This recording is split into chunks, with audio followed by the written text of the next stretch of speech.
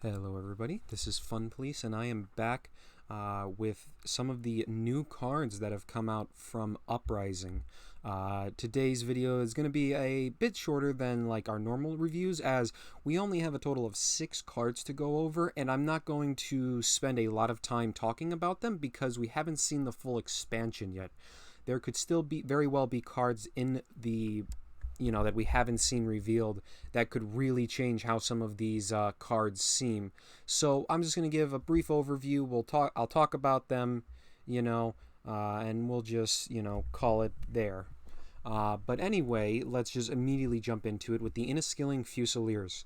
It is a 5 credit, 1 operation cost, 4/6 infantry for Britain. It is a special, and it has the text, when you play a card with intel, deal 2 damage to a random enemy. So this is a very interesting card, being a mixture of the various commando cards that Britain has, but also pairing it with the intel mechanic. So this is definitely going to be an interesting one to see where it goes. Right now, it might lack a home just simply because the decks that would normally want this might not find room for it. The first thought I think many people had and are having is this is a immediate slam dunk into a sort of British Polish commando deck, and that definitely does have some merit to it. One of the biggest things is the fact that we have the resourcefulness card from Britain that is a 1 credit intel card, and it draws a commando. It seems like there's naturally some synergy, and that seems to be somewhat of the intention of the card. Notably, it also is quite big. 4/6 is not like an ignorable body. It doesn't have smokescreen like, say, the number 10 commando does, but that doesn't always really matter if it's, requiring like straight out hard removal to kill. So there's definitely some merit there. But you'll definitely want to play a lot of cheap intel cards alongside the Fusiliers in order to make it work. I think one of the most interesting ones is not so much in a commando deck, but possibly just in like a British-Polish control deck. Because this could almost be seen as like alternate copies of the Tarnow Regiment. Tarnow, I think, is definitely a lot stronger than the Fusiliers, because making Legion tokens and then also drawing cards on top of being a 4/7 is a lot better, but it does eat into Poland slots. Fusiliers, on the other hand, are a main nation British card, and you can fit it in a lot easier into that deck. Definitely we'll have to see. We'll see. We've had about 3 of the 6 Polish cards, so there still may be some more synergy within Intel that might push this even further. But yeah, I definitely think it's interesting, and I think there's a couple decks that it could find its way into. Moving on from that, we have the Hurricane PL. The Hurricane is a 3 credit, 2 operation cost, 3/3 fighter. It has Exile, which is for Britain, and then it has deployment, give another unit with Exile +1/+1. So definitely, this is seemingly meant to push an Exile deck itself. Similar in way to the PZL 11. This is another card that encourages you to use Exile as sort of a tribal effect, rather than just allowing you to play the cards in more nations than other cards. And that's definitely interesting. I like that this is being kind of pushed as a minor thing. On this card, definitely seems a bit weak at the moment. The biggest detriment against it is that it doesn't work on It doesn't work in curve. There's no like 1 or 2 drop exile card that you would want to like curve into the Hurricane with, because they just don't exist. Which means that you have to wait until you play like either a Hurricane naturally, which is a 3 credit 3/3, which isn't really that amazing. That's a very vanilla stat. Or you have to play a more expensive exile and then play the Hurricane, which seems like a weird curve, and it definitely doesn't seem that particularly strong. So at the moment, the Hurricane definitely seems like it's probably not going to find a home. You know, it'll be something that maybe is good for new players. Notably with the Soviet exiles, the IL-2 and the T-34, because of their heavy armor, can make extra use of the perk of that +1/+1. But outside of that, I don't see it finding a home. Although I definitely would keep it in mind if the devs ever make a 1 or 2 credit exile card. You know, if we get like a 2 credit 2/3 exile tank with some effect or something like that, or, you know, just kind of whatever, this could be, you know, potentially a strong curve option within that deck. Moving on from that, we have a Soviet card with the 173rd Guard Rifles. It is a 1 credit, 0 operation cost, 1/1 infantry. It has Blitz, and then it has the text, gets +1 attack when your HQ takes damage. That is notably anytime you deal damage and anytime the enemy deals damage. So this definitely seems extremely interesting. When I first looked at this, I honestly did not think highly of this, but after putting some thought into this, this is essentially like a 15th Cavalry, but for Soviets. And that's potentially very interesting. The Soviets have actually a lot of ways for very cheap to damage their HQ. So it is very easy to make this guy a 2/1 or even a 3/1, which is really good with that 0 operation cost and the Blitz. Most notably, Bloody Sickle is an excellent addition with it, and Red Dawn, which is a 1 credit that allows you to either add a From the People to your hand or deal 3 damage to an enemy unit and your HQ. So that could be very high tempo. If you play this turn 1 and then do something with like Red Dawn, you know, and you're able to kill off an enemy 1-drop and also buff this guy up, that could be a lot of tempo. Not to mention the Soviets also have stuff like the 554th Regiment, which is a 0 credit 1/1 with Blitz. And you could have maybe a really aggressive Soviet deck that comes around. Maybe pair it up with something like the Germans to use Enigma after you just like dump your hand super quickly, and then on turn 4, you know, draw another 4 cards and have another burst. That could be a very interesting way to take the deck. But definitely, I think a card that, you know, isn't like going to define like the metagame, but it could enable a very aggressive Soviet deck.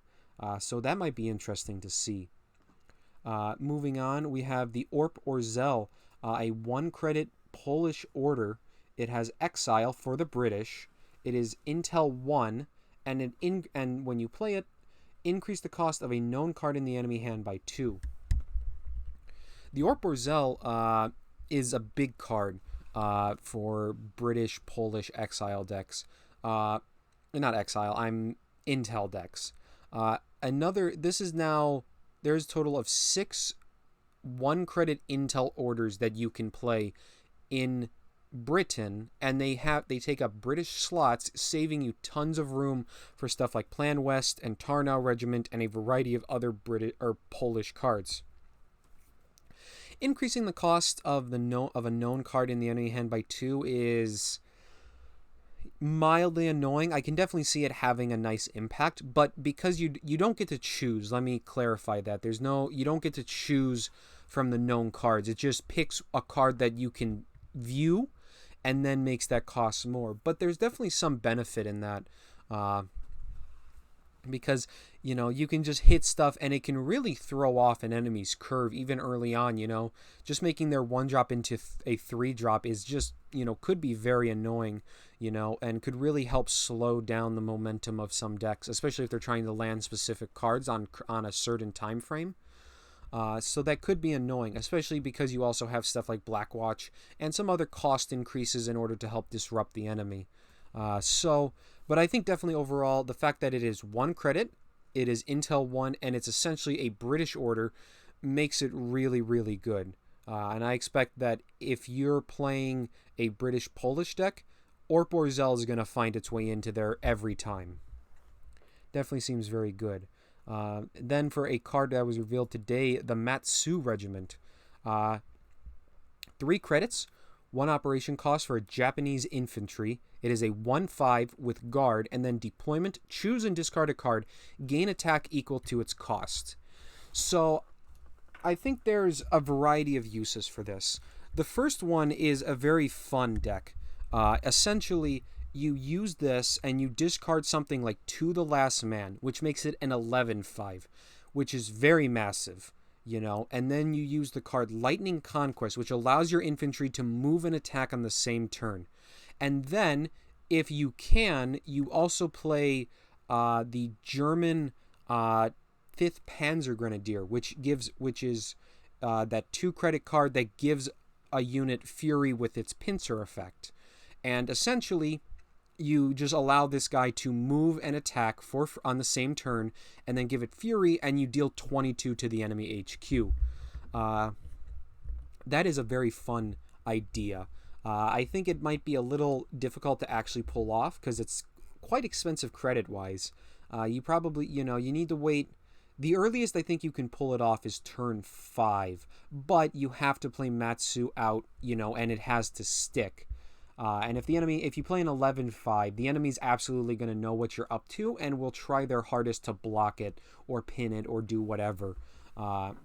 So that definitely seems like a very fun idea, But it definitely seems like that is more so of a meme rather than a serious deck.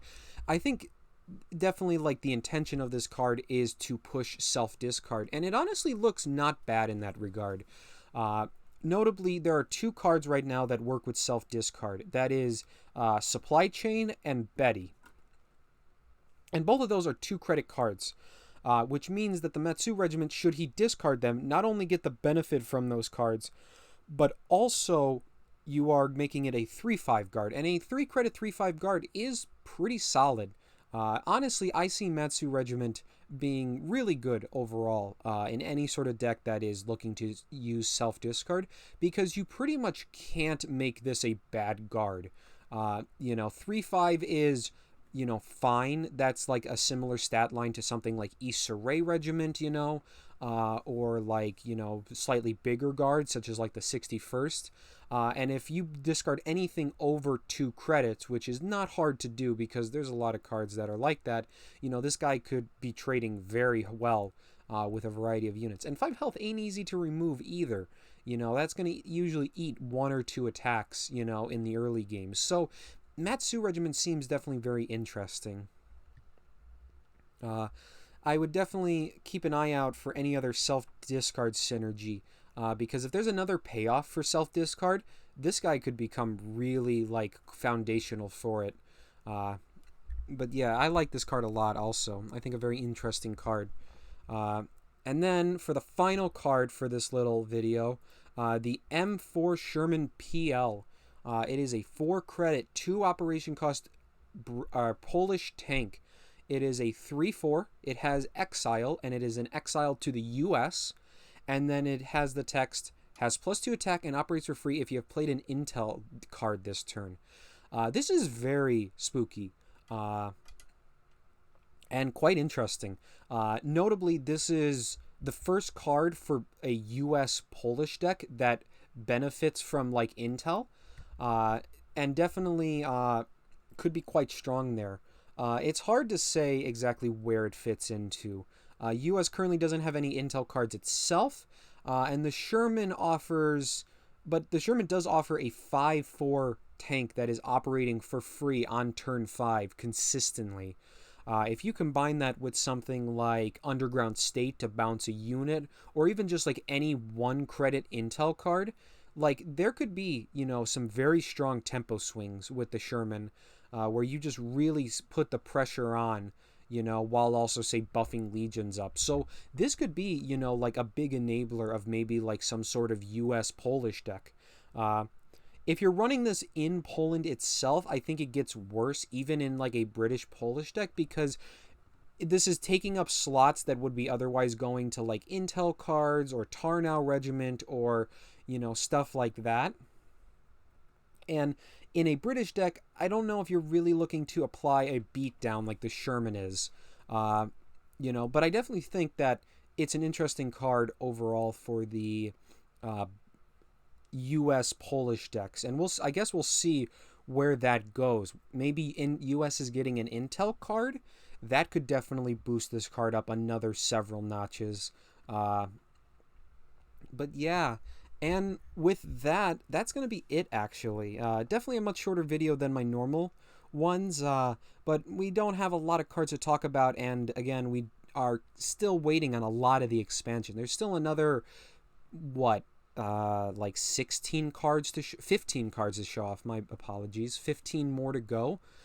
So I'll definitely be making another video after we get another 4 to 5 cards, and I'll get that up as quickly as possible. But I just wanted to do this real quick, and let me know your thoughts down in the comments. What card of these do you like the most? Are you most excited for them? Has this made you excited for Uprising? I know I'm very excited for it. Especially now that we've seen some cards. I'm very excited to see if Poland's going to actually become like a top tier strategy. That will be interesting to see.